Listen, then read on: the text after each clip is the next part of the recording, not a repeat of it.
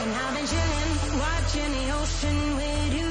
Baby, up with a slow motion crew. And we up in our growlings when people change, but not us. And we just chillin', kicking it, kissed by the sun. Could be so good as skin in the mall soon. I know she got the good vibes when seasons change, but we're the same. Even if I lost all my money, the zero runs deep, honey. And I don't need to speak a single word, 'cause you got me holding. Even if my jokes sound funny, my tongue tied up running. And I don't need to speak a single word, 'cause you got me holding.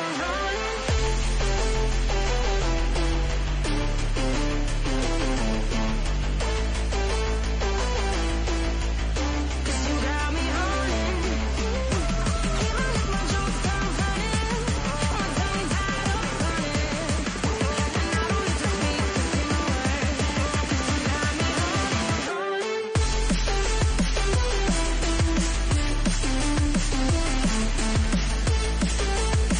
you got me holding. 'Cause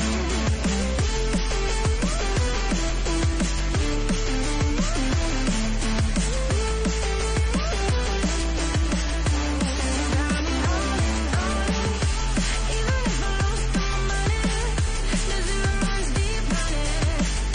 And I don't need to speak a single word, 'cause you got me holding. Even if my jokes sound funny. Hello ladies and gentlemen, welcome to the GF Qualifier number 1 for the 2021 BRL A-grade season down here at Burt Sinclair, home of the number 1 seed Normanby Hounds, as they take on the Valley's Diehards, who finished the regular rounds in 4th position. I'm Taylor Brown, and joining me in the booth this afternoon is the head coach of the Carina Tigers this year, Jason Delizio. Jason, these are the afternoons that we look forward to all year. It's crunch time. It's go time. You can feel it in the air, can't you? With the wind, it's come the electricity. It has. It's a great day for footy. There's a bit of a breeze behind the team, running left to right, the way we're looking.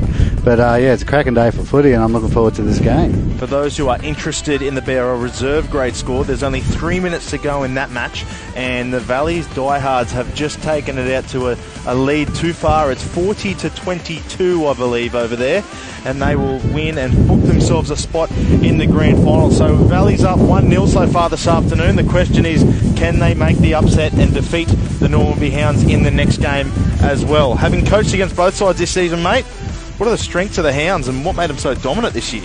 Oh, look, they're strong across the park. You know, they've had some good halves all year, guiding them around. They got strike out wide, and they got power through the middle. So, there's not too many weaknesses. In fact, both sides, there's not a lot of weaknesses. It's good to see Valleys. They've got some quality coming back into the squad as well today. So, it should be a cracker. I think Battle of the Nines looks good to me between Mara and Jack Mears. So I'm looking forward to seeing that. Mate, as you talk about the team list, I'll take us through the Normanby side, and I'll get you to do the Valley shortly after.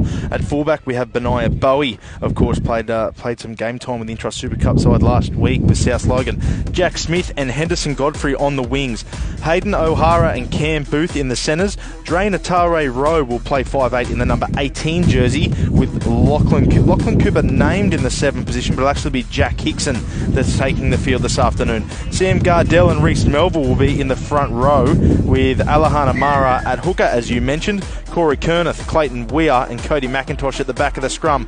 On the bench this afternoon, Mason Trapp, Josh Williams, Jack Hickson and big Dougie Fayou. It's exciting when Dougie Fayou gets a run in this grade. He's one of the largest humans we've got in the competition, I reckon. I wouldn't like to stand in front of him. No, it's blokes like that is why you stop playing football, getting in front of 130 kilo monsters sprinting at you. Anyway, mate, take us through the Valley side. Yeah, so Valleys today, we got Joey Bond at fullback. On the wings, Jared Chambers and Corbin Daniels. In the centres, Rashawn Denny and Eddie Taltali. In the halves, the experienced Sean Yawson paired up with David Quinlan. Starting up front is Jaden Stevens and Jared Cherry, the bookends with Jack Mears at hooker. And then locking the scrum is Dwan Dempsey, and the back rowers are Jai Ballinger and Jos Boyton. Off the bench we got Dane Chang, You might have to help me with that name there, I'm mate. going to say see you Vitelli, see you Vitelli. Yeah, we'll go with that, mate. Carly Jr. and Charlie Galo coming off the bench too. So quite a large side, that Valley side, isn't it? Very powerful, mate. Very powerful side. I expect them to try and win the dominance through the middle, and then get some early ball out to their slick outside backs with Sean Denny and Eddie Taltali. They're both creative centres, and I think that's probably the way they'd go. Mate, with 10 seconds on the clock here, I'm going to take you back to the start of the year when you come up against the Hounds and got the win. What was successful? You guys did, Karina? You beat the not the Hounds, sorry. The Diehards. Oh, the sorry, Diehards. I am corrected. Sorry, ladies and gentlemen, you beat the Diehard. Normanby only, of course, lost to the Valley side one time this year, and that's their only loss. But you got the win against the Diehards. So tell me what worked that day. We did. Look, we had a little bit of luck that day. I think Sammy Collins ended up getting sent off, but I think with the way we got them that day was power through the middle, getting a little bit of dominance. And making sure they didn't get that roll on through. And then once we were quite patient in defence, like I said, with the strike out wide, we just got to make sure that once the ball gets let go, we got that inside pressure going out to help support the centres one-on-one, because Eddie's one of the most dangerous players one-on-one. Rashawn's the same. So, it was a complete team effort. Actually, it was one of our better efforts for the year. I was quite happy with that. Yes, as you mentioned, Twinkle Toes Tortali is one of the best attacking centres in the comp. We love watching him play for the Diehards. Last week, the Diehards did beat the Bulimba Bulldogs to get into this game. And, of course, the other grand final qualifier, which will be happening directly after this game, still on BRL TV. So make sure you don't go anywhere and stay tuned for that one. That'll be between the Panthers and the Seagulls. Another massive match over there at Kitchener Park to determine who will be playing next week at Cougarai Oval in the big one. Mate, Lockie Cooper, he's been probably the best player in this competition this year. His kicking game's been outstanding. It probably at short odds to take out the competition's best and fairest. I think I'd be pretty accurate in saying that at this stage. He's out today. He's missing. He looks like he has some sort of lower leg or ankle injury from his game last weekend for South Logan. What effect does that have on the Hound side today? Look, it's like you said, he's definitely been a very good player at this level, and probably been a bit unlucky he hasn't played more cup this year. But I'd probably be looking at someone like Dre to make sure that he takes a bit of that slack now. He's played a fair bit of senior footy now.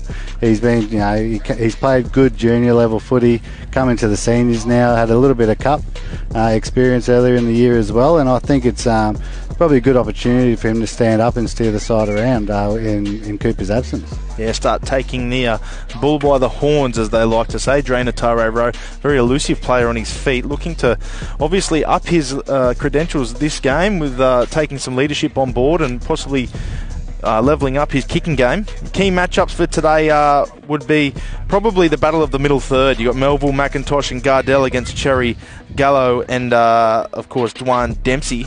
That's crucial today. That's key. You mentioned that's how you got the Diehards earlier in the year, and that's probably going to be the key in this game as well. Yeah, look, we were able to match them in the middle, and that's definitely going to be. Normanby have been the same. Like they can roll through the middle. Big Reese Melville can get their sets off to a good start off the back fence, and Mara's really smart around the ruck as well. So. Yeah, it is going to be a crucial battle through the middle there, and like I said, I think gaining a bit of ascendancy through that middle early on will be crucial, and then getting the ball to the slick outside backs to do their work. Speaking of slick outside backs, we have some experienced fullbacks taking the field. There's Benaiah Bowie leading out the Normanby Hounds as we speak, but also Joseph Bond for the Valley's Diehards. That's going to be a good matchup this afternoon too. Yeah, both electric players. They can set the game alight. So kick chase is going to be crucial for both teams, and we are watching them chime in. They both got nice soft hands, good little ball players out the back as well as their crafty running game. So it'll be interesting to see.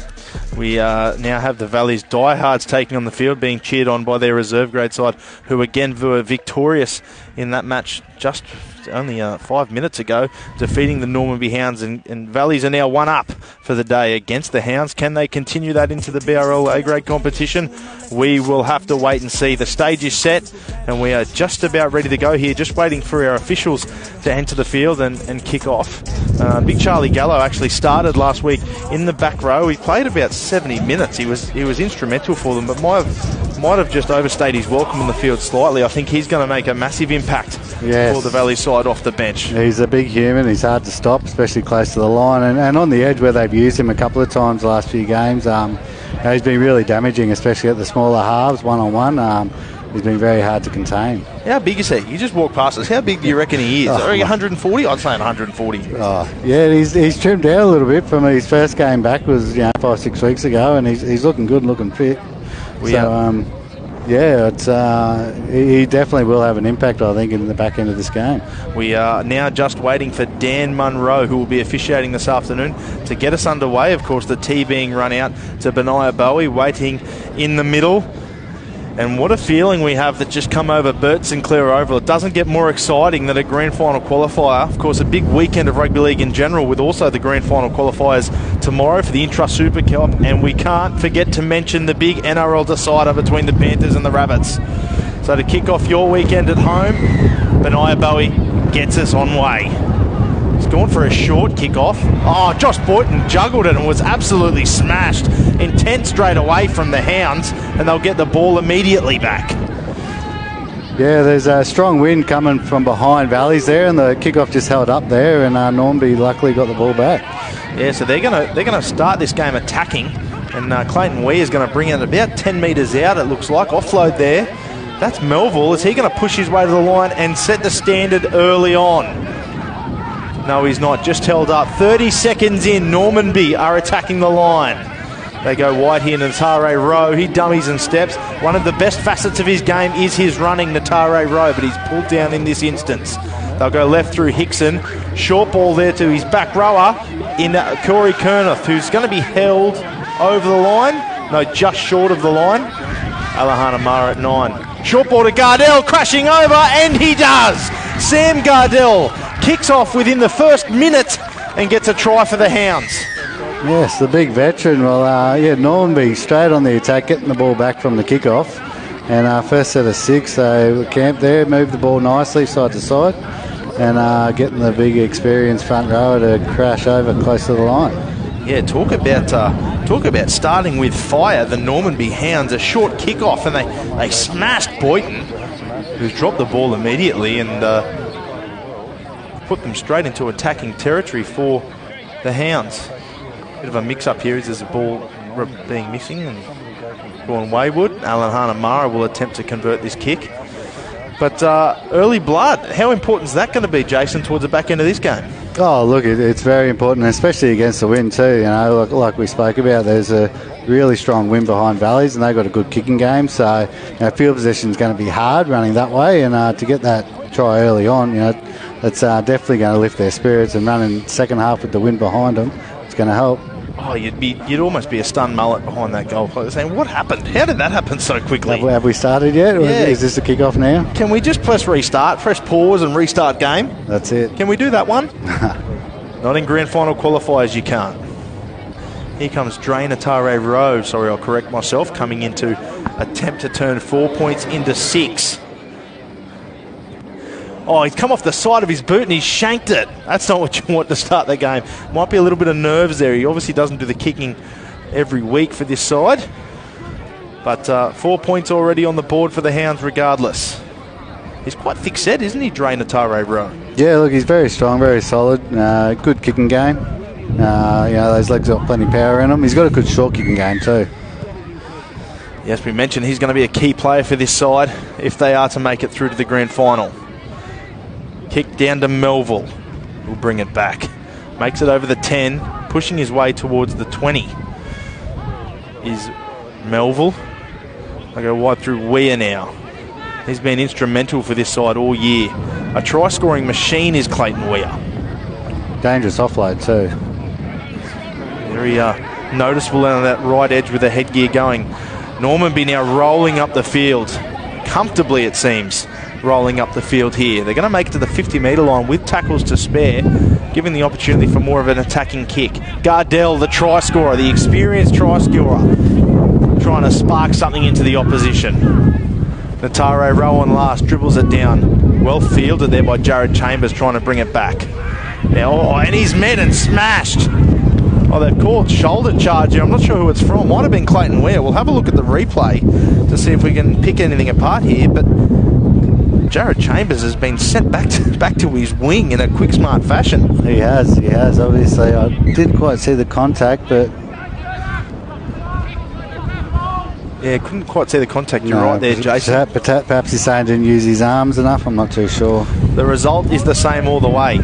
Rallies have been marched. They only got another 10 metres, as is the wind here today in Graceville. But in the first tackle, they'll make it up to the 40 through Josh Boynton. Here comes their lock in Dwan Dempsey. Played a little 9 last week. He also had a stint in the sin bin last week, did Dwan Dempsey. A chance to cool down at the back end of the game. Now here's a strong hit up by Jaden Stevens in the front row. He'll push him over the 50-metre line. Bit of a mix-up in the tackle. Ref ignores it. Jared Cherry, the captain for the Valley's Diehards, gets it over the 40. Are they going to throw something at them here, or are they just going to try keep rolling up the field?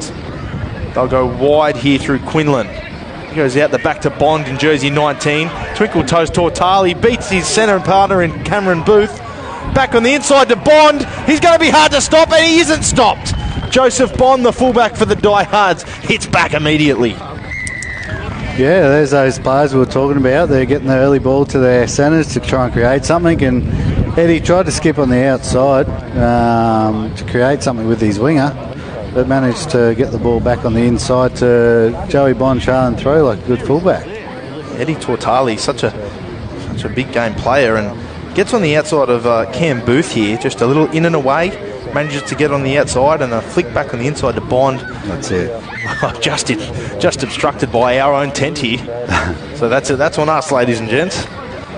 Yeah, well, Eddie, it's interesting. He's normally a left centre, obviously playing on the right side this week, and he's still dangerous. Doesn't matter what side of the field you put him on, and he can pass the ball both ways. Normally has that left arm carry, but he did a great job there, and sort of got a one-on-one tackle with Cameron Booth. He's probably going to need to make sure he tightens up a little bit on Eddie and cuts down his time for the rest of the game.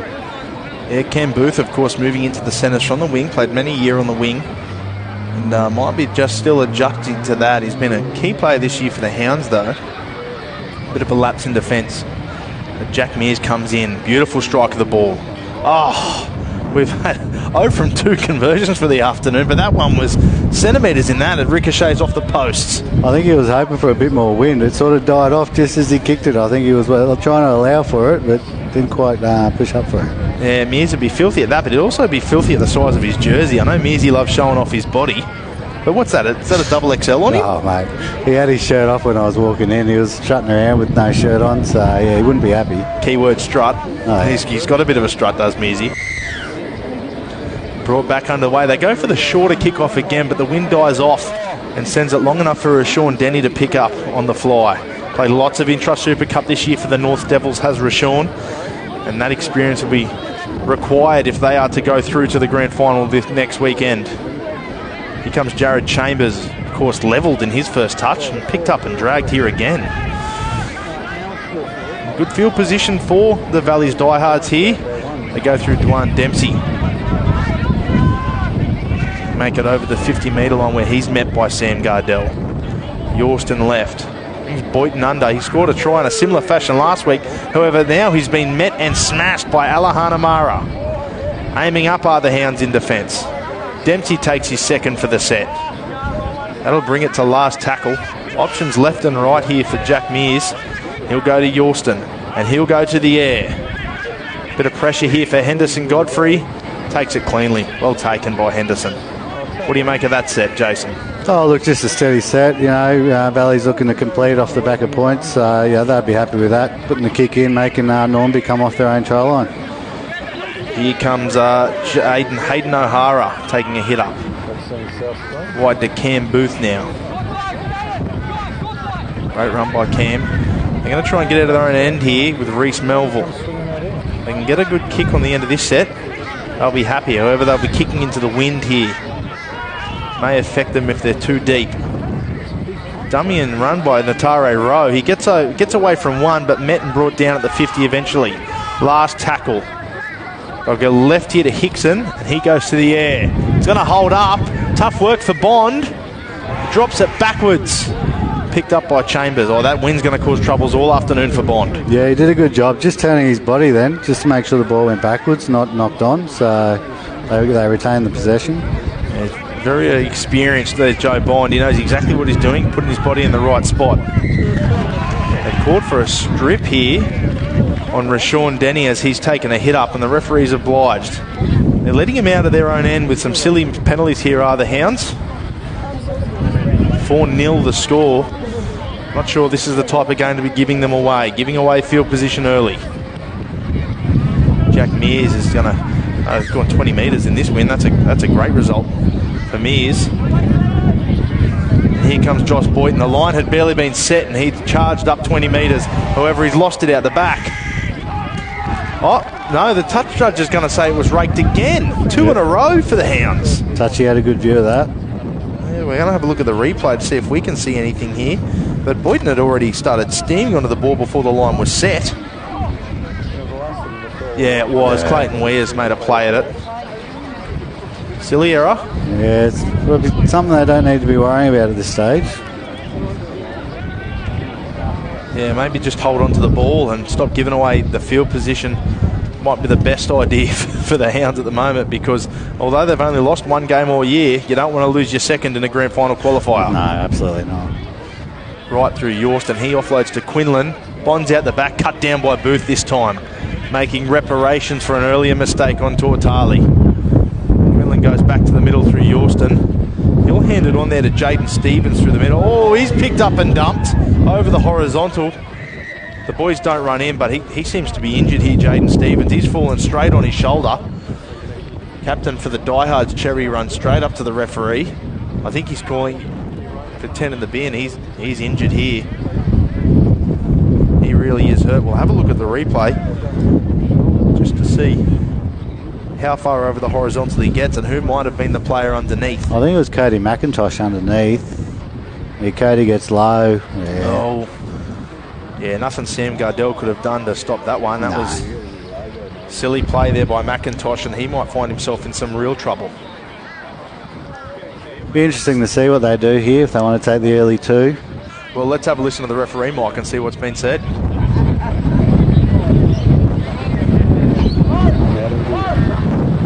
No, it's a bit too windy today. We can't really pick up what's being said. What do you like lip reading, Jason? Not from here, mate. I've got no idea. Even from up close, I've got no idea. So obviously they'll get a free interchange with that that tackle being put on report. Yeah, he seems to have busted his shoulder. There were some serious concerns immediately from the Valley's players. I think Mears might... Will he attempt to go for goal here to turn that into 6 points, or do you keep on the attack, Jason, as a coach?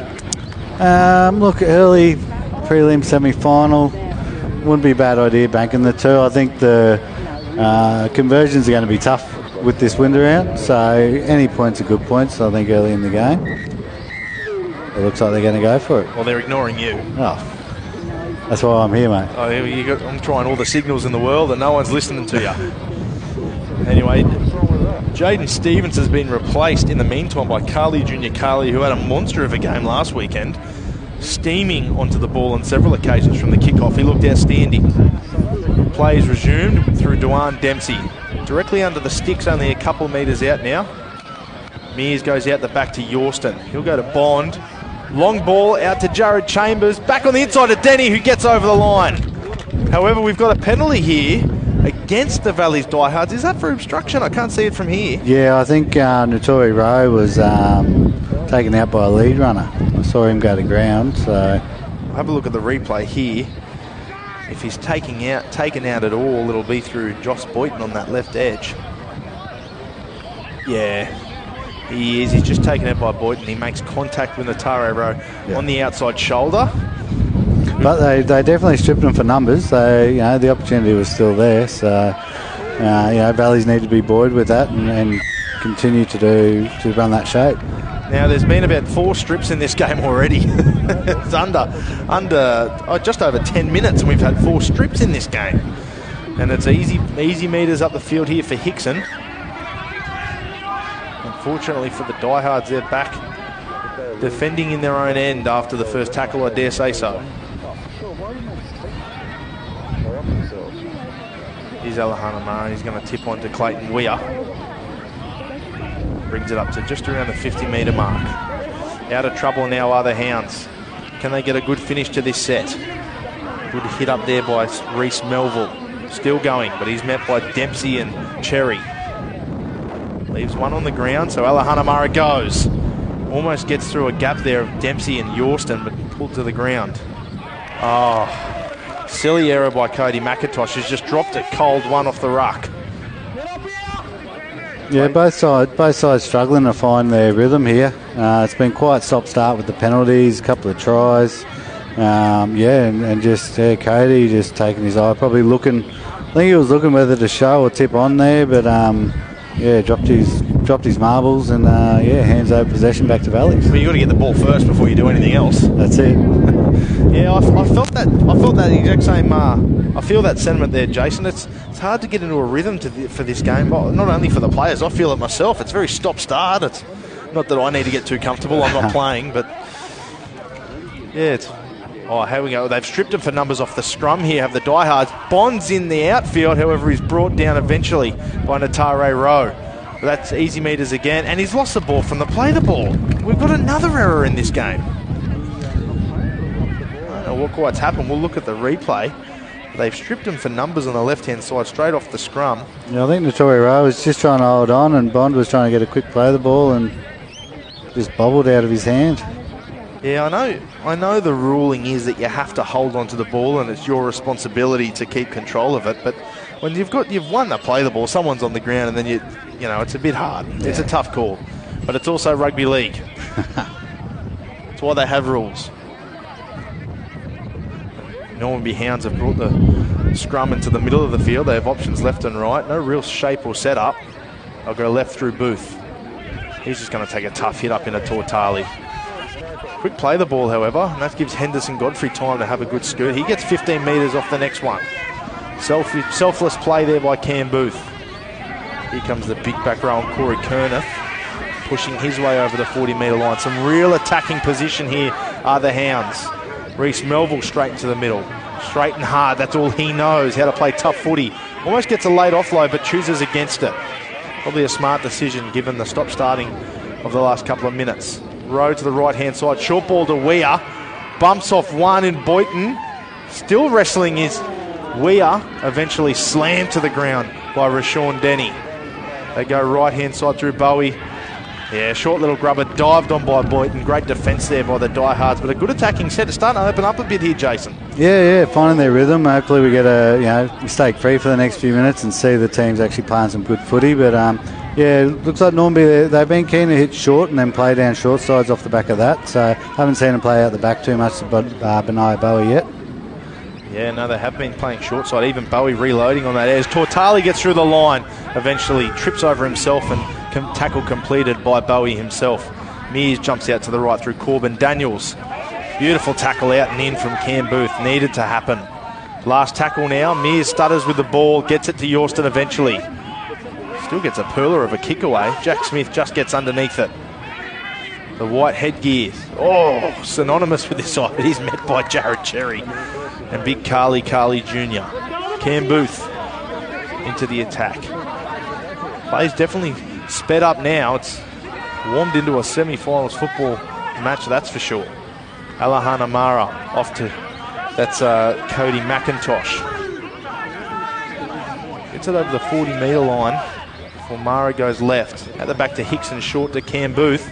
In and away on Tortali, but met by Daniels and Ballinger. 6 again they've called there. I don't know, maybe it might have been touched.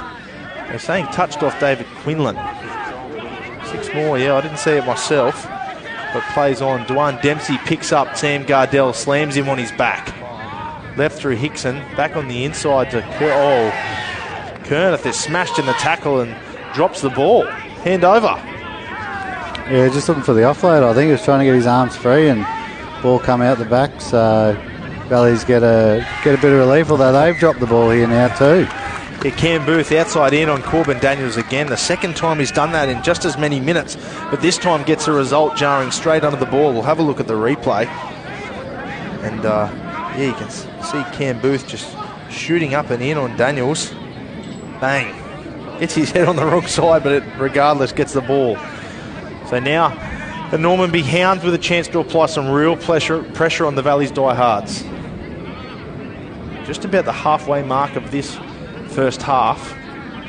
There's no one's put a real stamp on this game yet. Some early points to both sides. We'll be looking for someone to grab this game by the ball and really make a fist of it.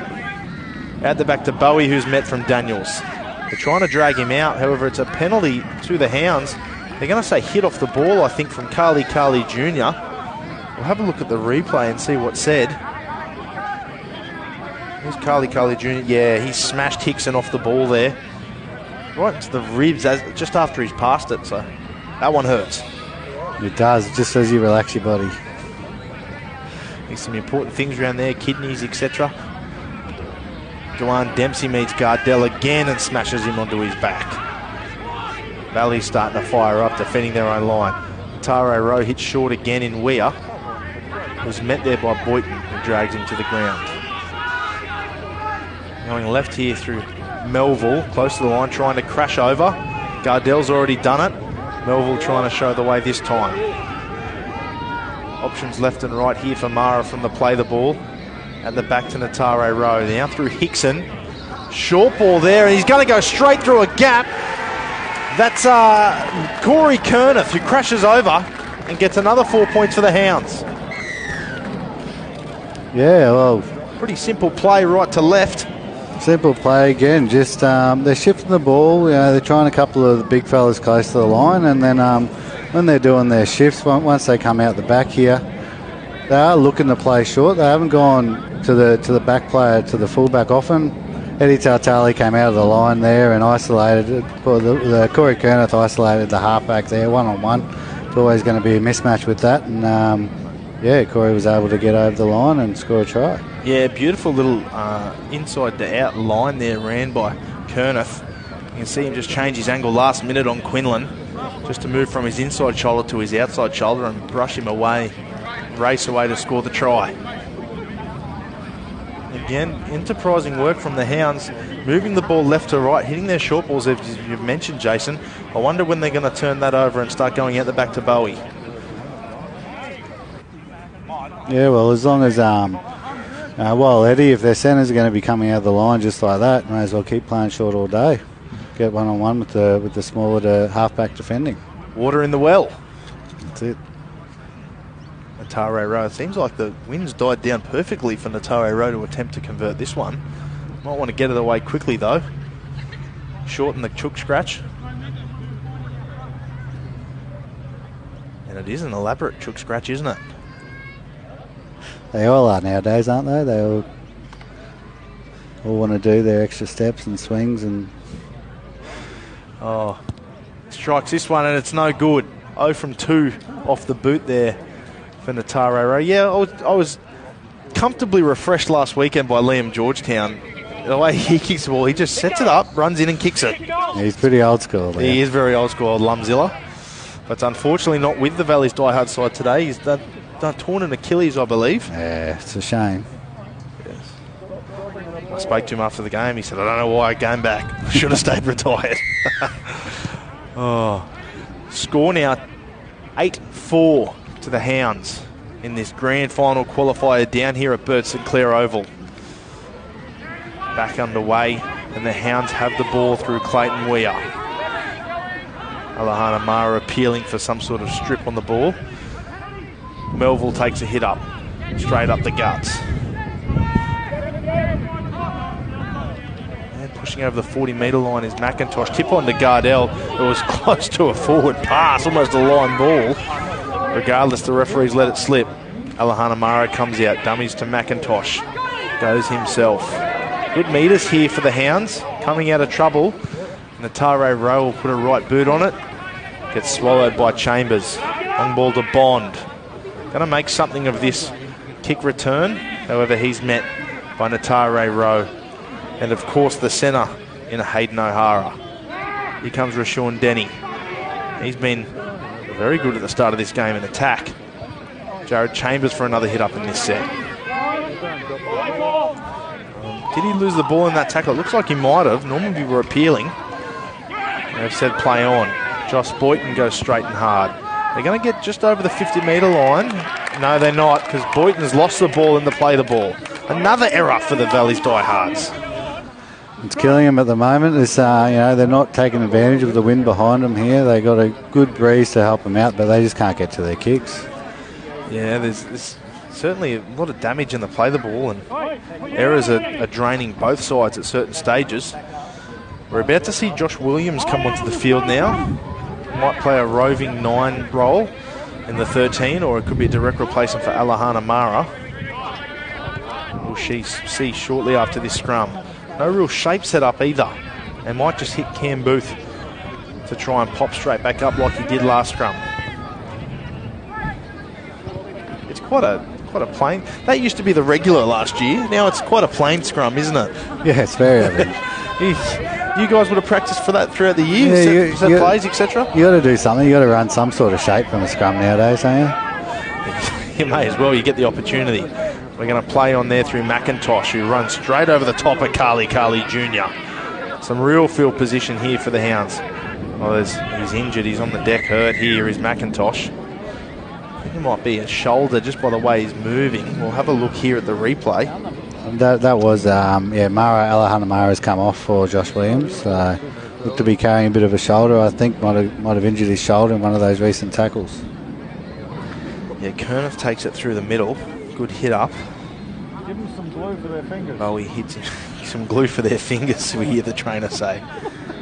Yeah, I think McIntosh has just landed a bit awkwardly there, being attended to by the trainers.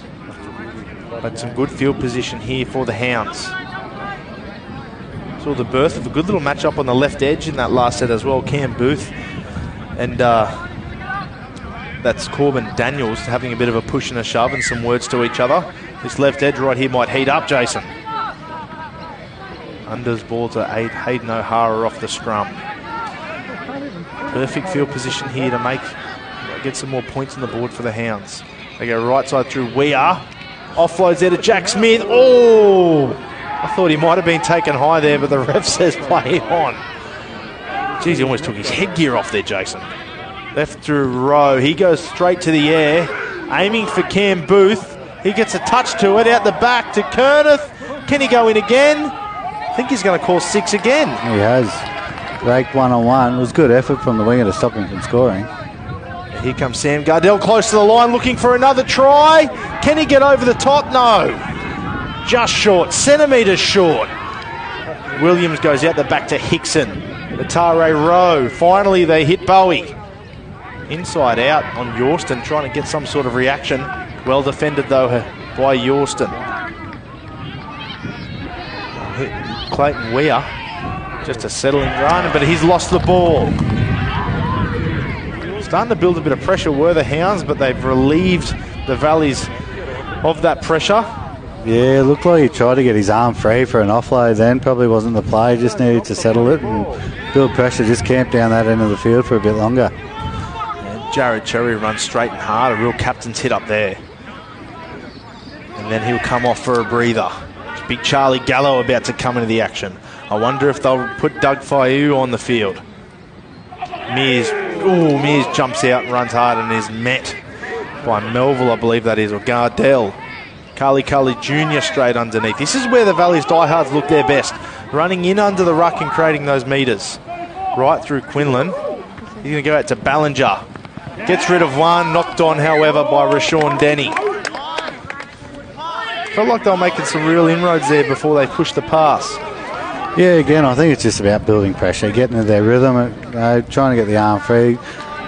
Ballinger's got a great offload. He's very dangerous with it out the back, but sometimes you just got to just put it away just for the sake of the team and the scoreboard where we're at. Get to the kick, put it in a corner, try and get some pressure back on Normanby. But interesting to note, I think they have swapped Eddie Taltali to the left centre and Rashawn across to the right here. So I don't know whether that's defensively something they're worried about with Cameron Booth on this side of the field. I was just about to mention that myself. I think Cam Booth's had a couple of damaging runs and got quick play the ball, so they've swapped Denny over to try and negate that. Cam Booth causing reactions of the opposition already. They go right here Dummy from Bowie. He's straight through a gap. Oh, just brought down by Yorston. Desperate defence. If he misses that tackle, Bowie goes 70 to score. I'll come back in through Hayden O'Hara. Straight through the middle third of the field. Normanby will get a chance for an attacking kick at the end of this and possibly throw some shape, depending on how their play the balls go from here on in. Gallo and Dempsey bring down, that's Reece Melville there. Torre Rowe goes short to big Zane Jones, who's met hard by Ballinger. Right hand side, Torre Rowe dummies and goes himself. Oh, massive one-on-one tackle by Dempsey. He's had a great game with defence. Williams goes through the line. Short kick, cleaned up by Bond at the back. Some really strong defence there by the Valley's Diehards as we see a penalty go their way as well. Is that Cody McIntosh on the wrong end of it again? I think it might be. I didn't see the incident, but yeah, again, the stop-start affair with penalties and errors and so forth. The front row, I think Big Reece Melville's still out there. He hasn't come off yet. Yeah, massive 30-minute stint for him. Yeah, some really good carries. Him and Jared Terry have come together a couple of times. It's been a highlight to watch. Big fellas coming clashing with each other. Rolling the sleeves up and having a go. That's it. In some unfortunate news, it looks like Jaden Stevens won't return for the rest of the match. Seemed like a bit of an AC joint. I saw that elevation there of the collarbone, so wishing Jaden all the best. He might be running off to get some scans. Hopefully it's just something minor. He may be needed next week at Cougarai. Who knows? Still a long way to go in this game yet. And the Valley's Diehards are going to have to overcome this 4-point deficit. Of course, still 12 minutes to go. Still plenty of time on the clock in this game. We're only just warming up, Jason. Yeah, I think both teams are trying to find that groove, trying to find a little bit of rhythm to play some footy, build some pressure. Yeah, they seem to be going left to right and attacking, aren't they? Some great attacking players on both sides. Speaking of which, here comes big Charlie Gallo with his first hit up of the match. That's 140. I know you weren't sure before. That's 140. Ballinger comes to on this edge, bumps off Hickson, but he comes back again to make the tackle with Booth and Kerneth. I'll need to wrap him up all game. Mears looks left and goes right. One-on-one to Denny. He's got the fullback to beat, bumps him off, offload to Daniels. Can he get over the line? He's over the line, but I think he's held up. Oh, it must be just short. Ball goes wide to Quinlan. Here's Carly Jr. Offload to Ballinger. Long ball back to Yorston. Here's Charlie Gallo. He's on an edge now. Offload there to Bond, who's going to get it to Jared Chambers in the corner. They go east to west coast and score in the corner through Jared Chambers. Yeah, nice bit of play by Valleys there.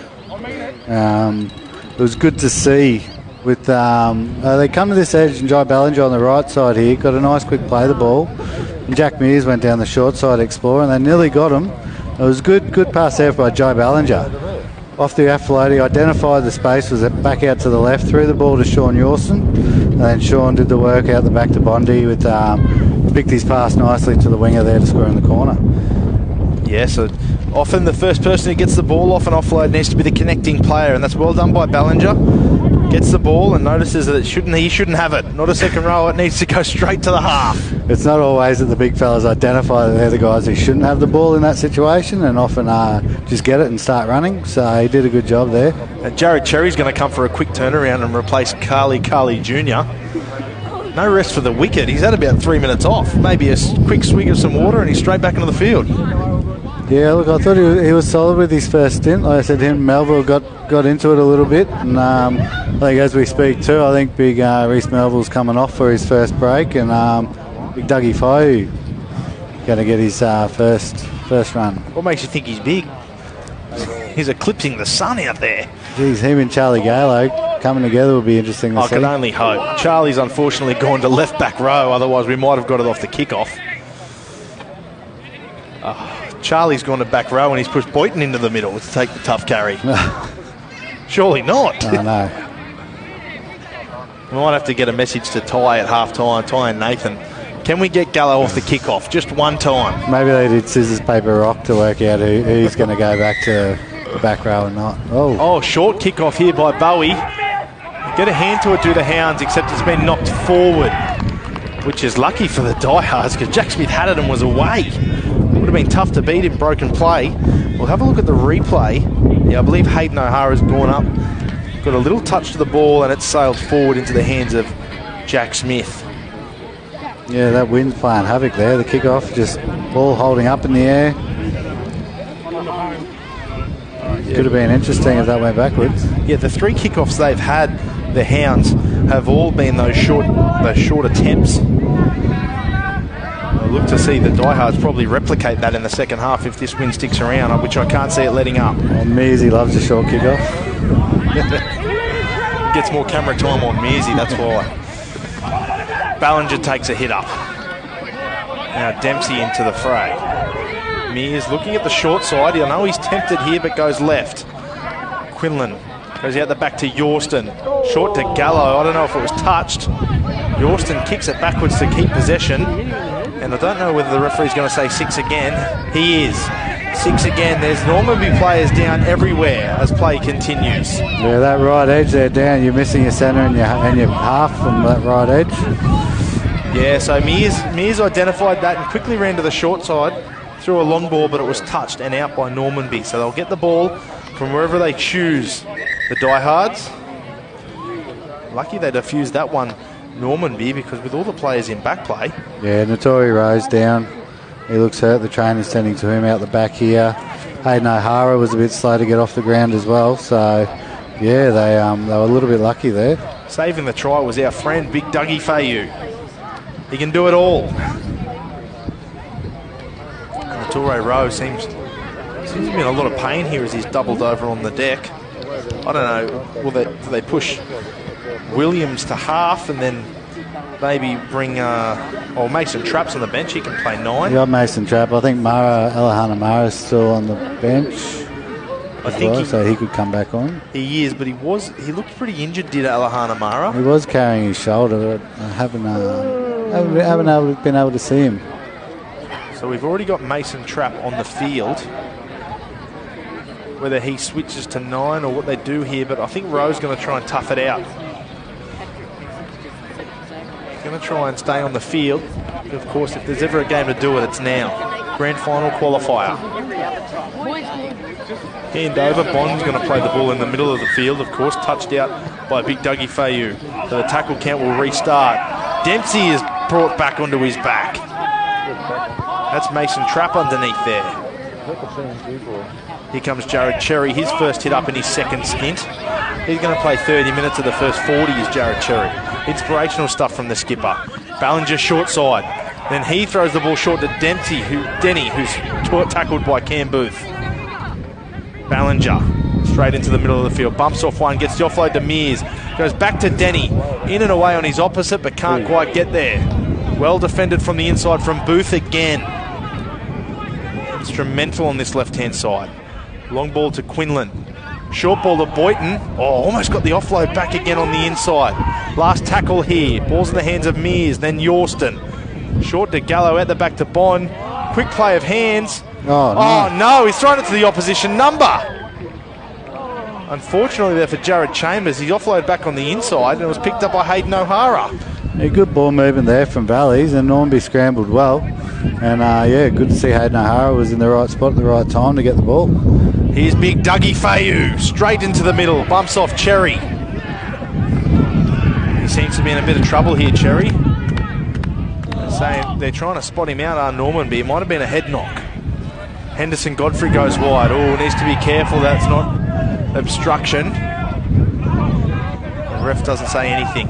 Here comes McIntosh straight and hard into Dempsey. That's been a good battle so far this afternoon. Yeah, both have worked very hard, very high work rate. Last tackle. Natare Rowe goes high, very high.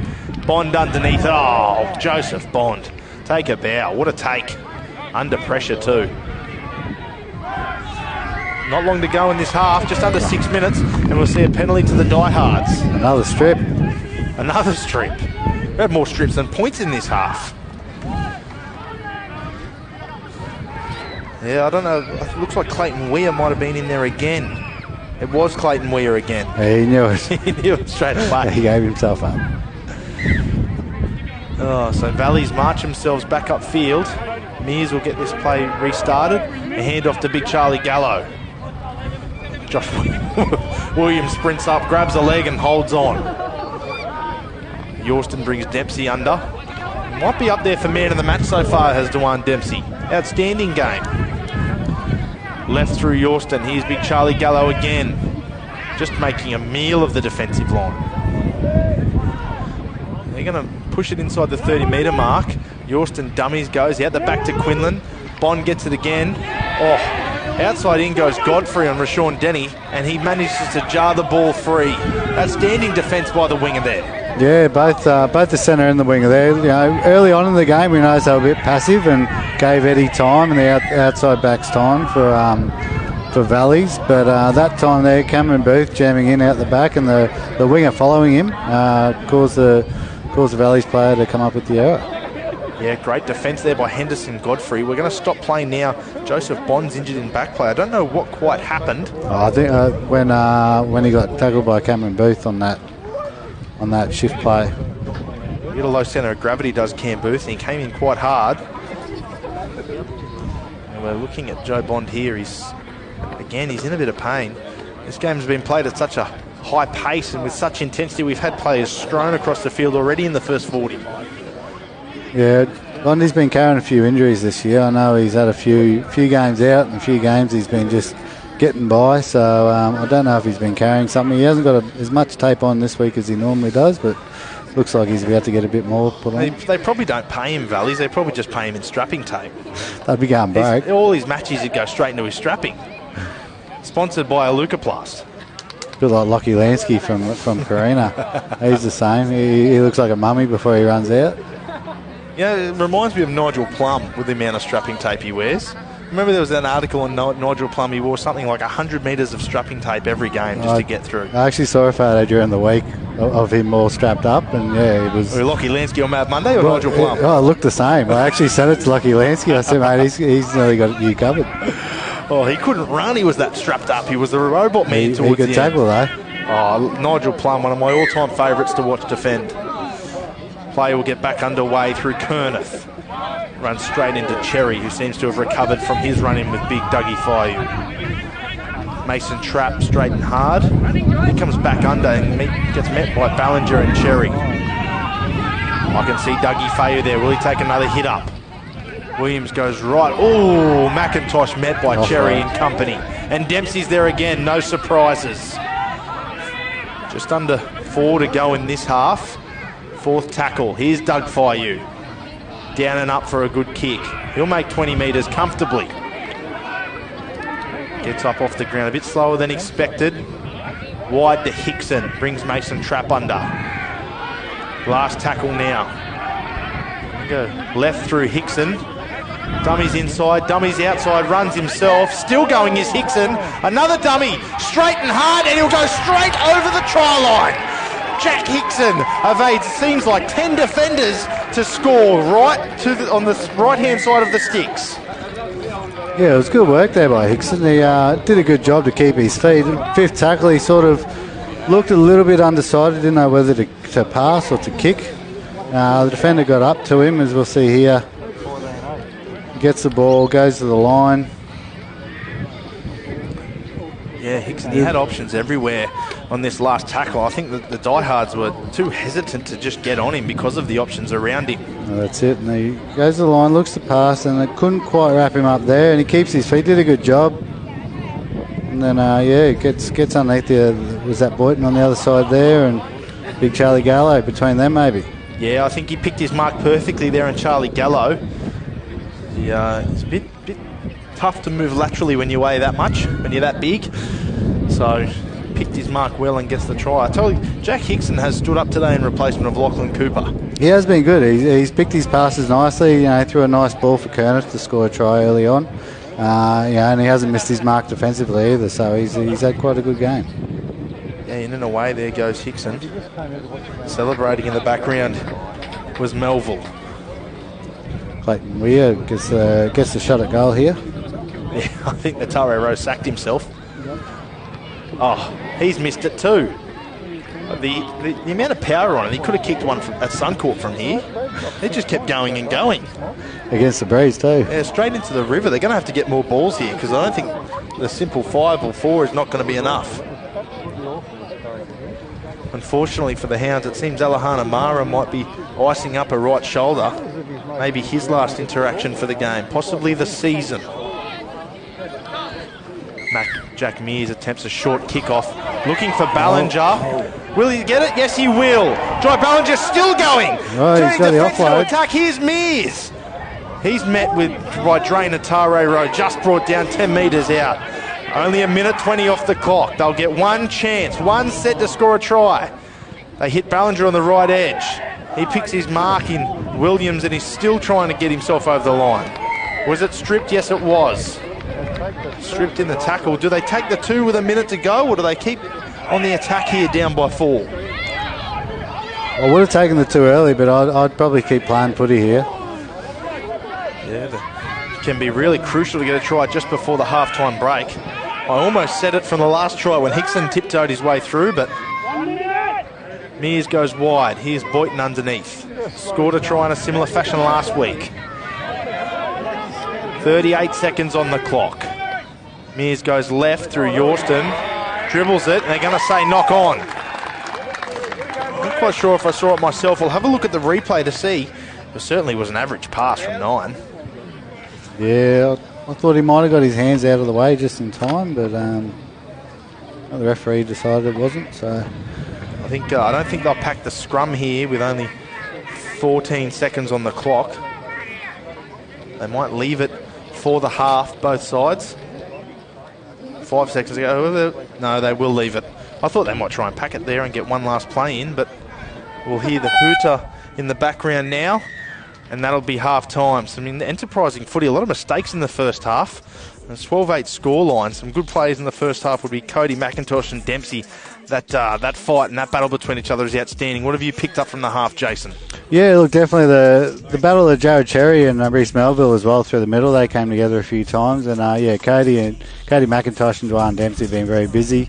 I definitely think both coaches will be keen to get to them and just say, let's just settle down, boys. Let's find our rhythm, complete some sets, build some pressure, because really if one of the teams was able to do that in the first half, they would have been able to put on some more points. So just need to reset, refocus, get back to the game plan and complete sets. I agree. Thanks, Jason. We'll catch you after the break.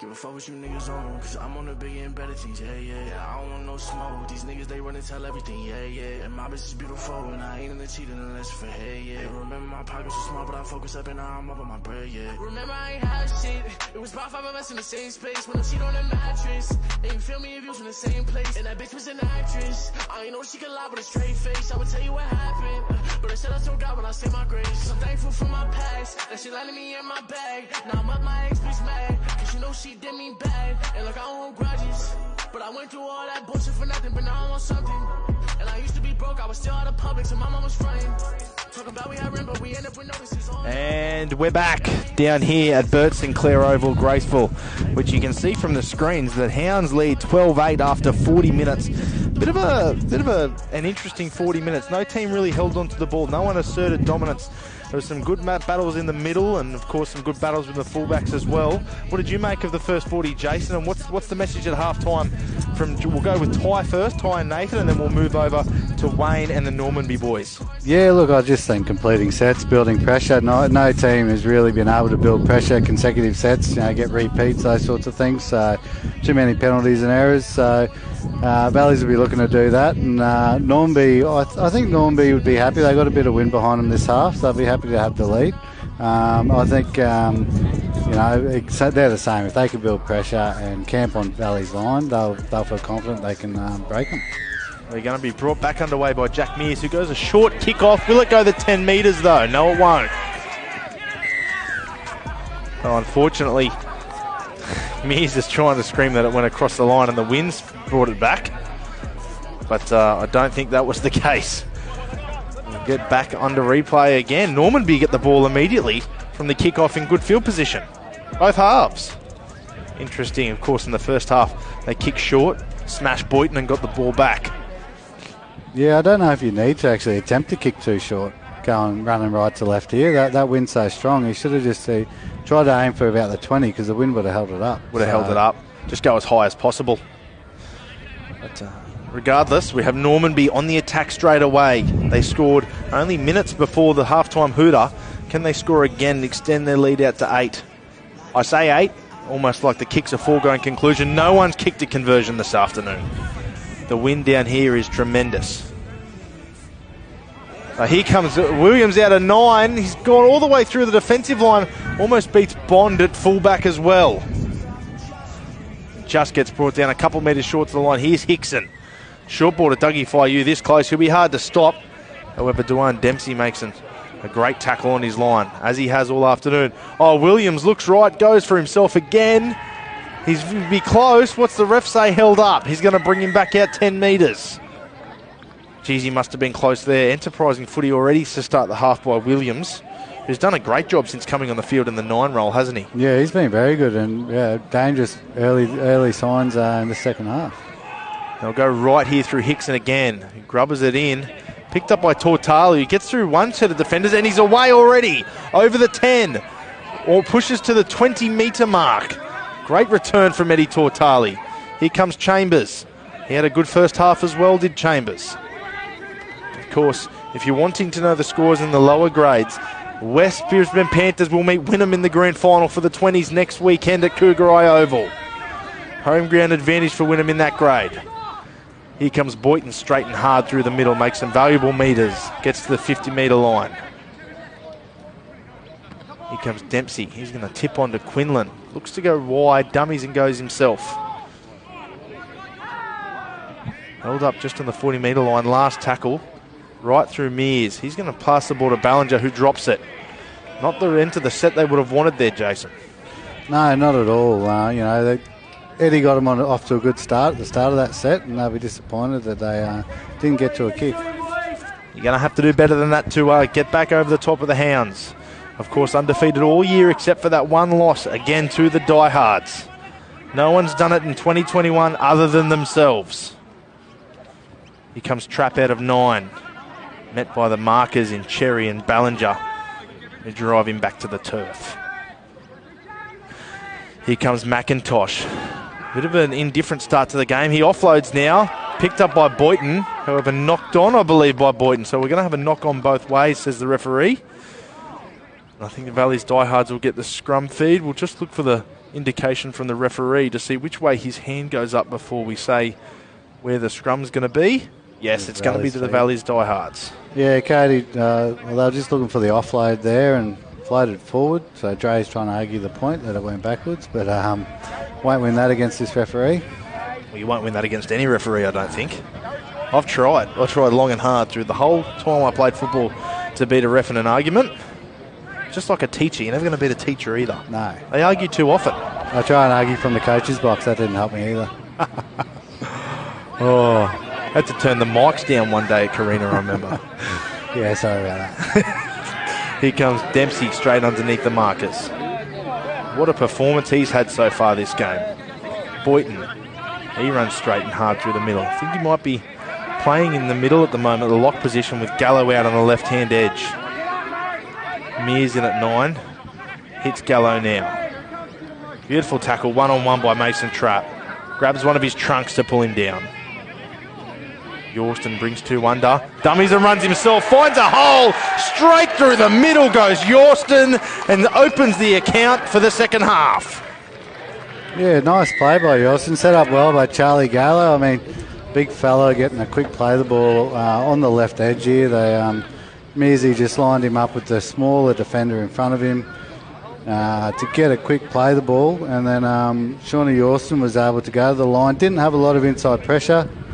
Was able to accelerate through the gap there. Big Dougie Foe couldn't push across quick enough, and Shawnee Yorston showed his experience there. He actually ran the same shape, same play early in the first half, and good inside pressure. Katie McIntosh came across and hit him as he passed the ball, but that time there was no pressure on him. He had plenty of time to decide whether to run, whether to pass, and made the right decision and scored the try. Yeah, very good vision there by Sean Yorston. He's had another incredible year for the Valley's Diehards. Looking very fit too is Sean Yorston.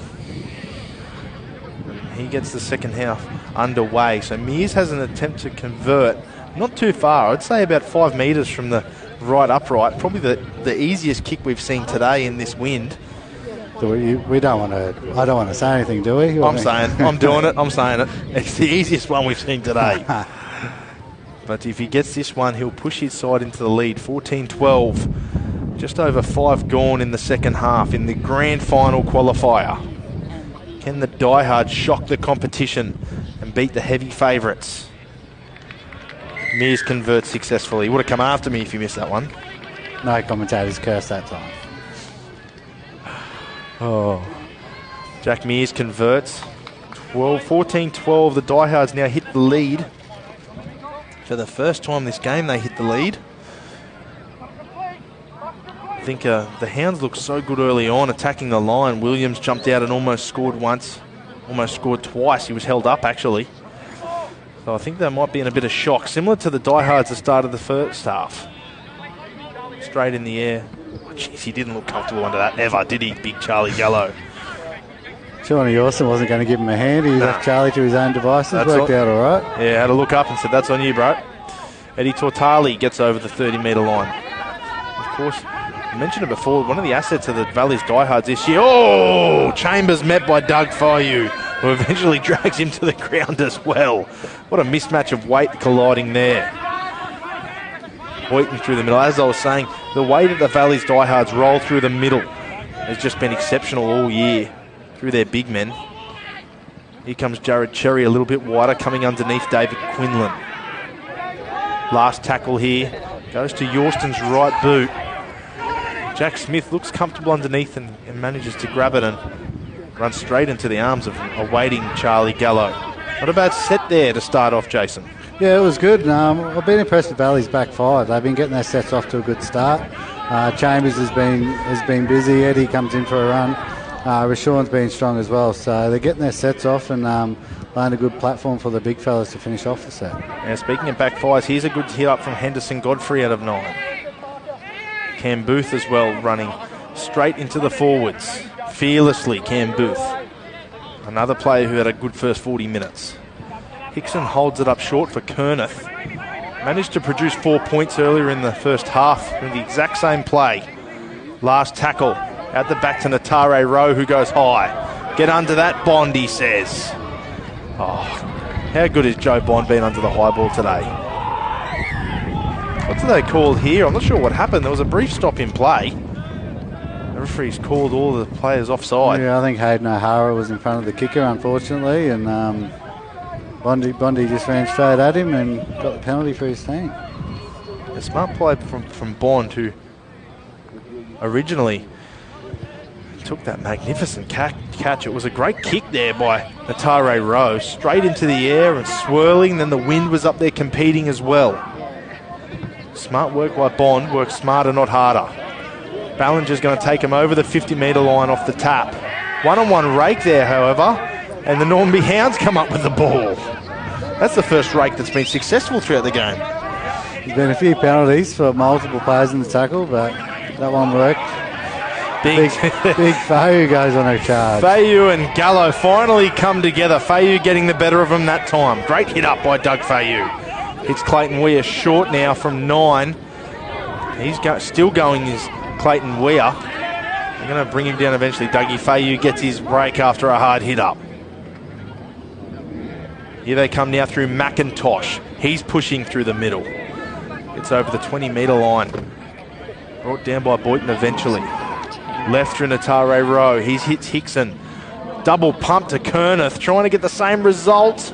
Held by Ballinger. Good defence there by Jai. Hickson at 9. Hits Natare Rowe, who's going to dribble it in. Gallo makes a meal of it. Picked up by Hayden O'Hara. Oh, they've called him offside again. Unlucky. It was a nice kick from Dre. Yeah, we'll have a look at the replay here. It was a beautifully weighted kick and it bounced up just at the right time. Thought it'd come off the hands of Gallo and straight in the hands of O'Hara. Here we come here. Yeah, it does. But they've called him offside. Unfortunate for the Hounds team. They were building pressure. They looked really good. Just let it slip. Here comes big Carly Jr. straight and hard. He's been good off the bench so far for the Diehards. Yorston hits Dempsey. He gets picked up and brought to the turf as well.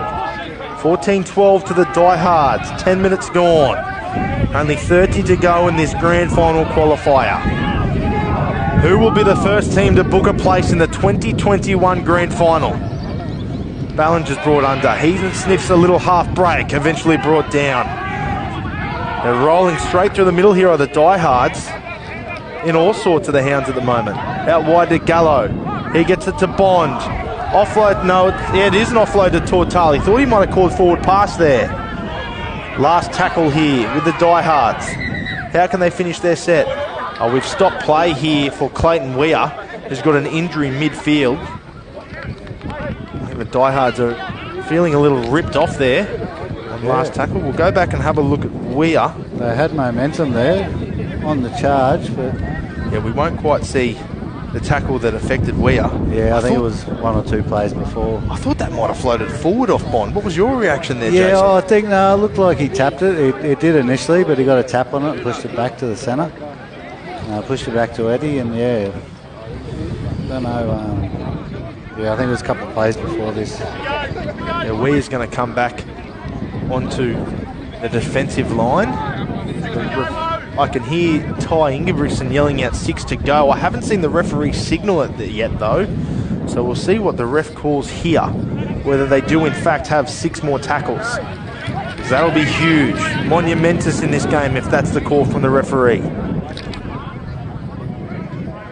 No call so far. Play on, and 6 again, there's the call. Dempsey forward. All the pressure mounting on the competition favourites. And they go left to Gallo, who crashes over the line. Charlie Gallo catches a short ball there of Sean Yorston, I believe, to crash over on the left-hand corner. Yeah, sorry, mate, that's what I was trying to point to. When I thought you were pointing behind me to Cal. No, what have I missed here? You could see Charlie winding up here on the left edge. Mearsy loves the short side play. Dummies to the right, just cuts out Yorston. Got Dre interested back on the inside, and yeah, Charlie Gallo 1-on-1. Not many players are going to stop him there. Yeah, cuts out Yorston there. I thought it might have been a small tip on live. A beautiful play there by Jack Mears, recognising the mismatch in bodies on the left-hand edge.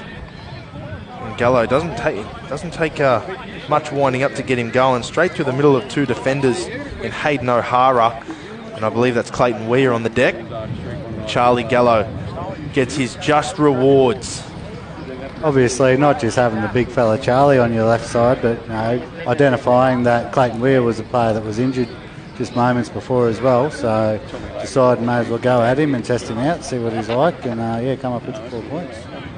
Yes, 18-12 now to the Diehards. Mears attempting to extend that 6-point lead to an 8-point lead.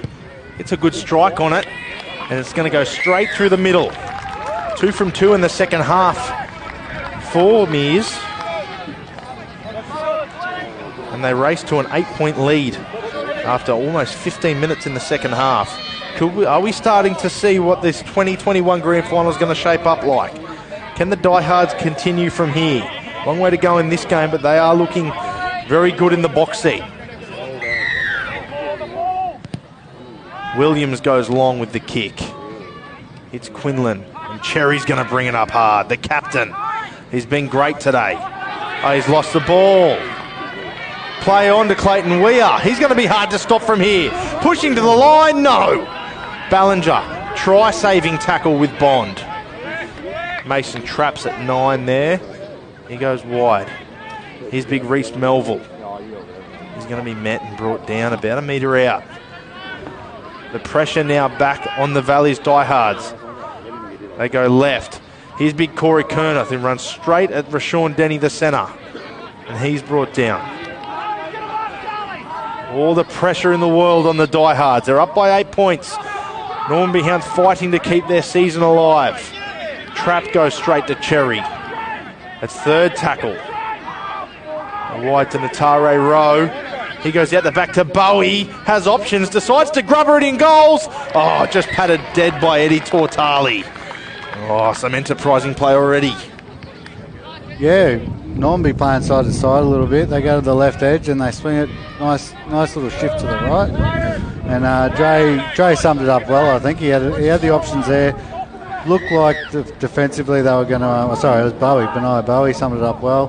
They were man on there, decided to drop it on the toe and get a repeat set and build some of that pressure that was lacking in the first half. Yeah, we're stopping play, waiting for a football to come back on the field. I think it might have hit the hill behind there and rolled through. Jared Cherry's come off the field.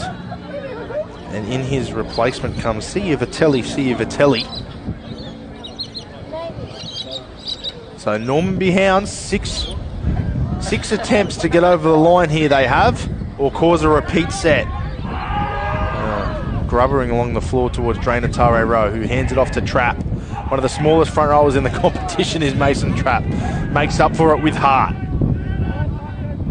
Dre out the back to Hickson. He's going to hit Kernath out on that left edge for the Hounds. They go there regularly. He gets a late offload to Hickson. Cam Booth with the ball now. Up and in goes Daniels to make the tackle.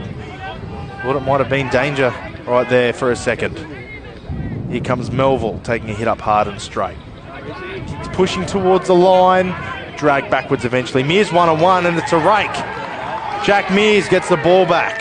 Melville comes up and jumps on him. That's going to be a penalty for a flop.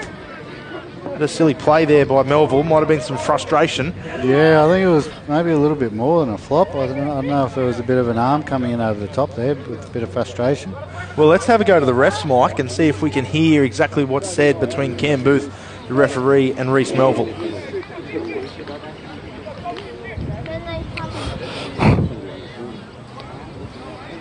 No, we can't hear what's happening in there, unfortunately. It's going to go on report, so it might be a bit of trouble for Melville if they do progress this afternoon. However, they still have 25 minutes to get through before that comes into the equation. And an 8-point deficit to make up. Valley's Diehards coming out of their own end now. And pretty smart football there by one Jack Mears. Manages to one-on-one. That's a gutsy one-on-one steal that close to the line, isn't it, Jason? It is. It's a gutsy play, but even afterwards with the penalty, he got the penalty for the tackle over the top, and then as his players went to run in, realised, hey, we don't need any suspension or anyone in trouble. Calmed down the boys quickly. Got back to playing footy. So, yeah, he kept his cool head there. It was well done by Mears. It can be hard when a lot of football players are very emotional at this time of the year. sometimes can find themselves in the bin or suspended. A smart play by Mears. Gets the Diehards out of trouble. Here comes Dempsey through the middle. Now here's big Vitelli, straight and hard. It's met by big Sam Gardell, Clayton Weir, and Drainer Tare Rowe. Here's Carly Jr. straight and hard, the flying mullet. He'll get over the 50-metre line. Again, a really good set to get out of trouble from the Diehards. They'll get to a kick. Mears jumps out of 9, smells an opportunity. Dummies to Gallo, straight through. Now he offloads to Gallo. Can he bump over Bowie? Oh, clash of bodies sends both of them to the turf. Great defence by Benaiah Bowie. Yorston goes wide. Dummies underneath to Carly Jr. Eventually brought down. 6 more tackles to the Diehards. Right to Bond. Here's Ballinger. Well held there by Jai. Offloads it late though. Rashawn Denny looking back on the inside for an opportunity. Offload through the middle. Oh, brought to the ground to Vitelli. At 6 again. Mears jumps out of 9 and dives over the try line. Jack Mears saves one, he scores one and brings his deficit to 12. Yeah, great play there by Mears. Firstly, get the ball back with the one-on-one rate, got the penalty for his team, got the ball back, and then marches downfield, plays down the short side to Charlie Gallo, who, Bowie puts his body on the line to stop him. And then after a shift back to the right, gets the ball here. Mearsy looks up, identifies where the big fellas are, gets underneath the tackle and scores beside the post. A smart footballer is Jack Mears, recognising that those big men have probably defended 18 tackles in a row, something like that. Runs straight up the guts and gets his 4 points for his efforts. Yeah, again too, I think Reece Melville hurt his ankle a couple of tackles before too, so he was struggling to get back on side, and as you can see, he's hurt down near the post as well. So, yeah, there was plenty of smart footy there by Jack Mears, and he's proven to be the difference in the second half. Yes, he has. Jack Mears will attempt to convert his own try now. And it seemed like it was such a tight game, and all of a sudden, 24-12 kick to come after 19 minutes in the second half. Are we seeing the first side through to the grand final right now? It's going to take a massive effort from the Hounds to come back from this. They've done it all year though. Again, their only loss of 2021 was to the Valley's Diehards. Back in round 14, I believe it was. Jack Mears converts his own try. And the points are starting to rally up.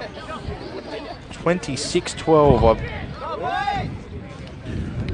So Wayne Barnett looks like he's gone back to his captain here. Alahan Amara is back on the field now. So he had a little bit of ice on his shoulder earlier, but he's decided that he's going to push through for the last 20 to try and get his team back in the game and over the line. Yeah, well, if there's 20 minutes to go in a grand final qualifier, if there's a half a chance you can play and you're of the same quality as Alahan Amara, you're doing everything you can to get on the field. Absolutely.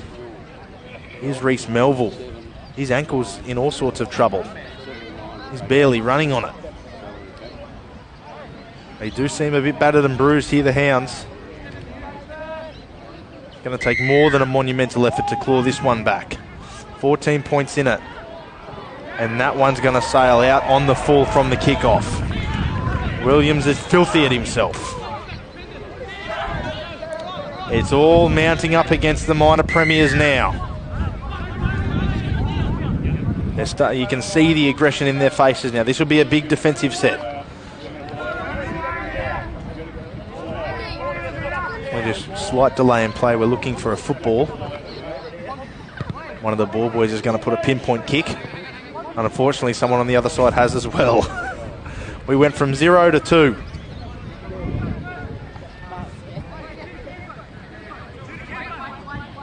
Mears is just going to opt for the tap restart and not try and get any more metres in this wind.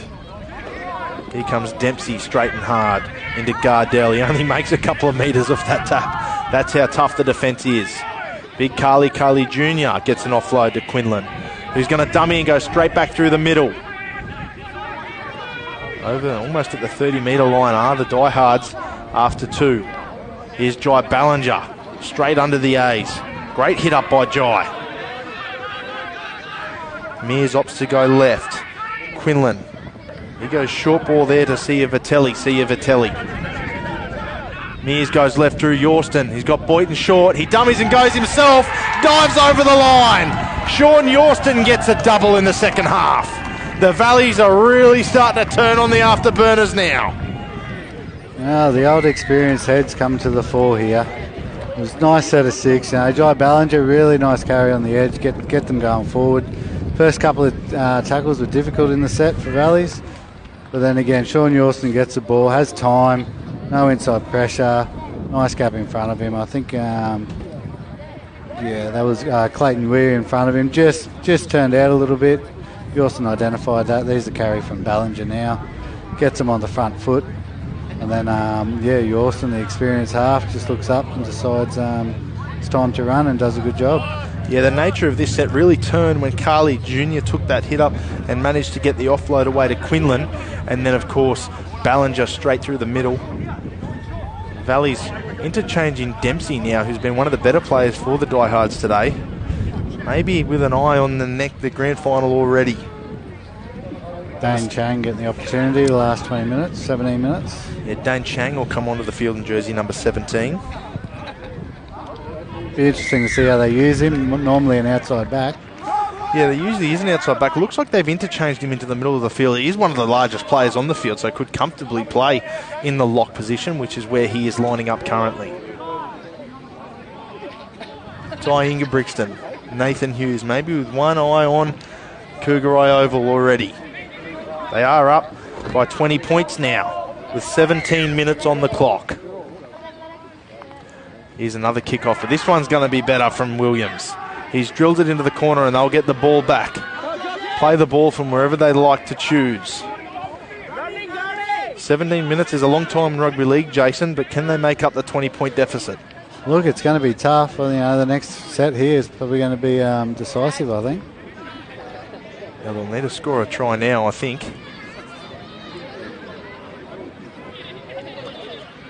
But nothing is impossible in this world of rugby league, especially in the Brisbane Rugby League. We see it time and time again. They're going to have to pack the scrum, though, the Hounds.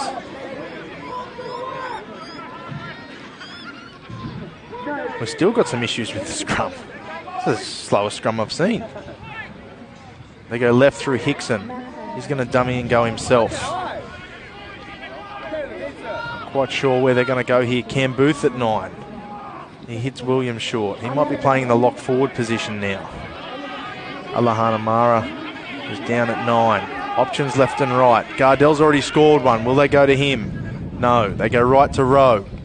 He's going to try and dance his way through the line. Met by Chang and Carly Jr.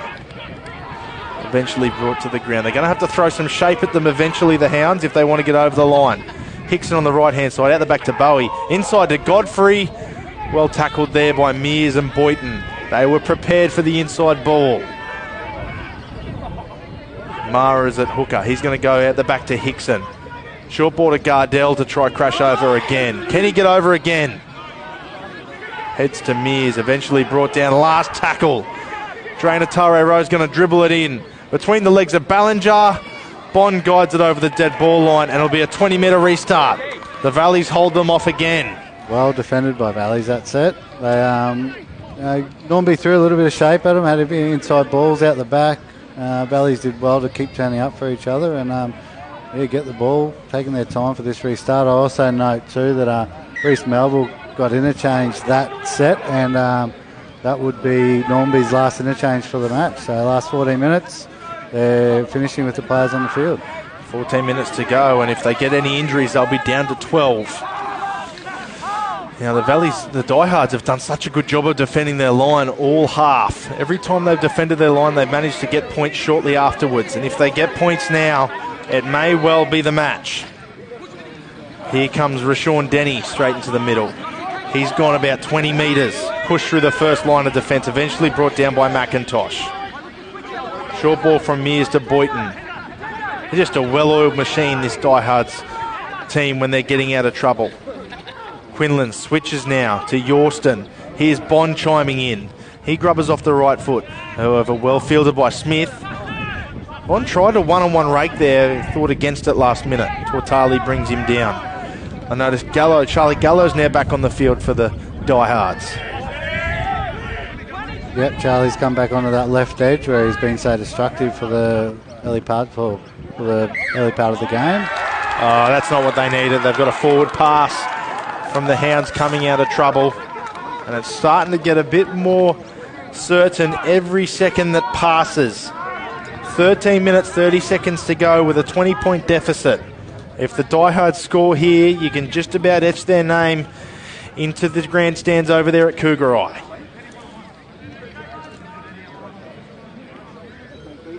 They'll get a set scrum from the middle of the field. I'd like to see them throw some shape here. Can we have a set play? I'd like to see a scrum set play. It's been pretty basic all game. Well, they've got Tortali on the left with loads of space, and then Bond, Quinlan and Denny on the right. They go with Tortali. He tries to get in and around his opposite number, O'Hara, who he ends up palming to the dirt. Here comes Chambers, a settling play. Ooh. Oh, McIntosh trips over. Offload to Vitelli. Can he crash over Booth? It's going to be close. Held up. Knock on. Lost it over the line. He probably saw the grand final with one eye there, Vitelli, and the pressure may have just got to him. It'll be a handover 10 metres out, or a scrum 10 metres out to the Hounds. Time's ticking away here. What do you think, Jason? 12 and a half, can they do it? They'll have to score this set. Yes, definitely have to score this set, otherwise I think it'll be too much. Valleys have been defending well though, so it's been difficult to see where Normanby are going to get their points from in this second half. Well, they've lined up 4 and 2 from the scrum, and they've ended up going the side of 4. You got the kick? Yeah, they've attempted to kick it. They've got Henderson, Godfrey chasing, and Corbin Daniels for Valleys. Will he get there in time? Yes. Corbin Daniels just beats Godfrey and Smith for the ball. However, a one-on-one strip from Smith. It was too late in the tackle. Penalty to the Diehards. That might just be it, Jason. Yeah, but I think the experienced heads now of Mears, Yorston and Bond, they'll just shut the game out from here. Take their time, take the kick, work it down that end of the field. Probably won't be looking for too many points, just looking to hold the ball as much as they can. Doing what they do best, rolling up the field. Mears goes to the sideline and steal another 15 to 20. Normanby going to try and muster something from here. They have to. Their season's on the line. Williams sprints out of the line. They bring Boyton under. He's met by McIntosh and company. Mears looks right and goes left. Again through Gallo, who gets it off to Tortali. Chambers down the sideline. They've called it forward pass. Normanby rushed to pack the scrum. Mears has gone down to grab the ball. Thought he'd be the last person rushing to get this scrum packed. Too much energy. He hasn't done enough work. He hasn't done enough work. They put him in 9 and he hasn't done enough work. They've stopped playing now. 10:54 on the clock. As we mentioned, 20-point deficit. They try to kick off the last scrum to try and regather and get points quickly. I doubt they'll do it again. But they do have 1, 2, 3, 4, 5 on this right-hand edge. Hickson's going to get the ball straight away. Set play, Bowie at the back, offload. It was touched originally by Tortali and then, I thought knocked on by Smith, but they've let play continue. Double knock on, but he's called the play on. Hickson goes wide to McIntosh. He's brought down to the ground by Vitelli. Alahan Amara dummies but finds a gap. Brings under Benaiah Bowie, who's met by Dane Chang in the middle of the field. Who thought we'd see he peeling off hits in the middle third? Hickson has been instrumental. Dummies and goes himself. He's found a gap. Oh no, he's offloaded into the hands of Denny. Streaking away is Rashawn Denny. And with him, the grand final in one hand. He palms off a defender, brings it under the post and books his side. A confirmed spot against either the Wynnum Manly Seagulls or West Brisbane Panthers yet to play this afternoon. Yeah, I think that's the final nail in the coffin there. It was unfortunate. Young Hickson's been quite good filling in for Lachlan Cooper, and he's tried really hard. He goes on here. Jai Ballinger comes out of the line, gets it behind there, and then just Rashawn Denny, as Ballinger compressed in and went up out of the line, Rashawn did the right thing and came up as well and ended up with the footy in his lap and pushed off Hayden O'Hara to score under the post and seal Valley's spot in next week's grand final. Well, it's more than confirmed now. 24 points the deficit, under 10 minutes to go. They say anything's possible in rugby league, but I don't think this side can do it. I don't think any side can do it in reality. Mears will attempt to convert to make it a 26-point lead. But the Valley's Diehards have booked themselves a spot at Cougarai Oval. They'll be there. Hopefully there's no COVID outbreaks during the week and we can get full capacity down there at Cougarai. That'll be good. Oh, what? It's just going to be me, you and the players, Jason, calling the game. Always be good to see the chook pen full. A full chook pen, of course. Can they get... They've already got one of their 20 side into the grand final, the Wynnum side. Can they manage to get their BRL team in there too? It looks like they're wrapping up young Jack Mears in cotton wool here and bringing him off, and Dwayne Dempsey will go back on and play at hooker. Mears would be close to man of the match so far in this game. He's been outstanding. Yeah, he's been instrumental this second half. Well, I can tell you right now in the BRL reserve grade, the West Brisbane Panthers are currently leading 46-6 over Wynnum. So they'll get the 20 side in, but they won't get the reserve grade, the Wynnum side. And we saw here at Bert Sinclair Oval, Valleys have taken out the reserve grade and now they've taken out the Premier grade. Will it be the same over at Kitchener Park this afternoon? Can the West Brisbane Panthers beat the Wynnum Manly Juniors? However, now we still have 7.5 minutes on the clock in this one. Sam Gardell and McIntosh trying everything. And maybe a bit too much. Frustration getting the better of McIntosh this afternoon on several occasions. He's tried hard. He's been one of their best. He's been one of their best all year, has McIntosh. Created a strong combination in the middle with Melville and Alahana Mara. Weir's been a try-scoring machine. Jack Mears trying to get on camera one last time before he gets to the bench. Offload to Dempsey. One-on-one strip, and Williams manages to wrestle the ball back. Out of a hooker comes Cam Booth, spots a gap and pushes through it over the 40-metre line now. Can they get on the board towards the end of this game? Here comes McIntosh, as we mentioned, hasn't stopped trying all afternoon. Alahana Mara's out there busted, doing his best for his side. They go right through Rowe. He's going to try tip over the top. However, Bond's perfectly placed and will shatter it over the dead ball line. 20-metre restart to the Diehards. Yeah, I think Cody's worked himself. He's cramping up now. A few tired players. Reece Melville's ended up off the field as well. They've tried hard. Players like Williams, Hickson, tried to fill in. Obviously, Lachlan Cooper missing has been a big hole for Normanby. He has been a big hole, however. I think Hickson's probably been their best on the park this afternoon. He's filled the gap well.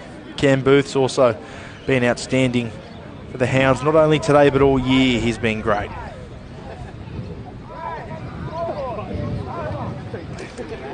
The Valley's Diehards boys have got it all wrapped up now. 6 minutes, 18 seconds on the clock.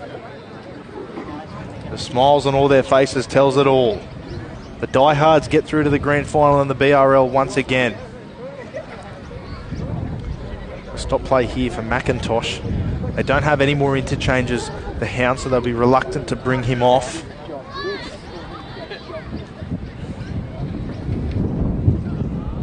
The agony on the face of Wayne Barnett and co. also tells the story. Almost undefeated throughout the season. Their only loss, as mentioned before, was to this Valley's Diehard side. Yep, they've proven to be their kryptonite this year. Unfortunately, there's a few players missing on this Normanby side today, and they'll be disappointed that it's finished this way for them. They probably would have been hopeful of at least getting through to the grand final, but all credit to Valleys, they've been great today. They have. They've defended well. This second half, they've been almost mistake-free. Outstanding rugby league by the Valleys in the second half. And if they can replicate that in 2 40-minute pieces next Saturday, they may just walk away with the cup. Dempsey out of 9 hits Boyton. Just trying to hit the ground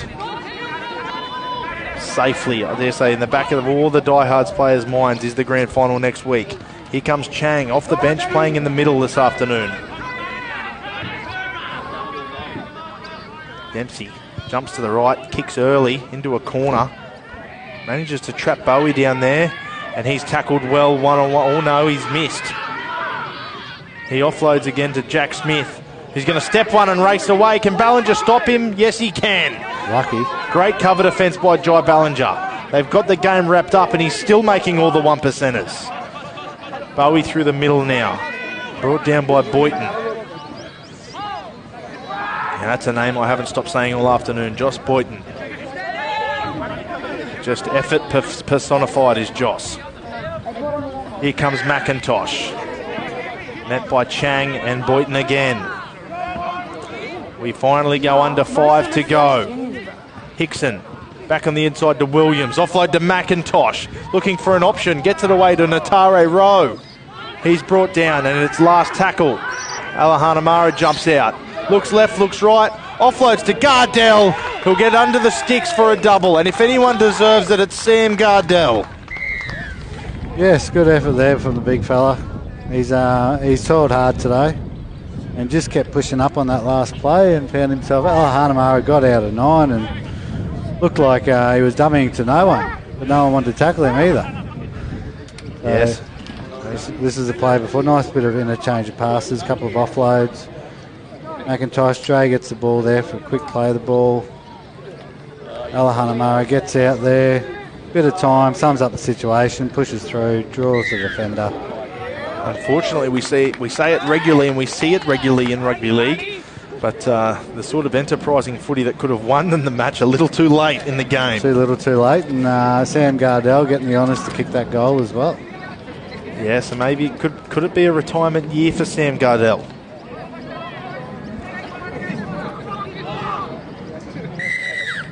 They're going to call time off with 3 minutes 39 to go. The deficit's too much. It's just for optics at the moment, I believe. Corbin Daniels is going to get us back underway. 3 minutes 39 to go. They'll be wrapping themselves in cotton wool here, the Diehards. Probably puts them in a good position this game to wrap themselves up. They don't have to push all the way through the final 80. They've, of course, had the battle last week against the Bulldogs.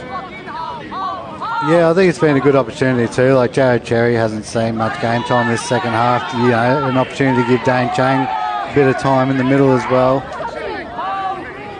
You know, giving Jack Mears a rest, Joss Boyton playing through the middle. Yeah, Charlie Gallo gets an opportunity to earn some more minutes on this edge. He'll be massive next week in the grand final. Hickson's away, however, now. Straight through the middle goes Hickson, met by Ballinger and dragged to the turf. They don't have anything to worry about this game. They had 2 suspensions last weekend. Of course, Maguire missing from this side for Valleys, and he will be missing next week with a 2-game suspension. But Ballinger got off during the week. So nothing so far, and they'll want to get through the next 2.5 minutes with no man on report. They go wide to McIntosh. He beats 1, beats 2, gets an offload to O'Hara, offload to Natare Rowe through the middle, and Normanby get another one. They're running back. They're trying everything at this rate.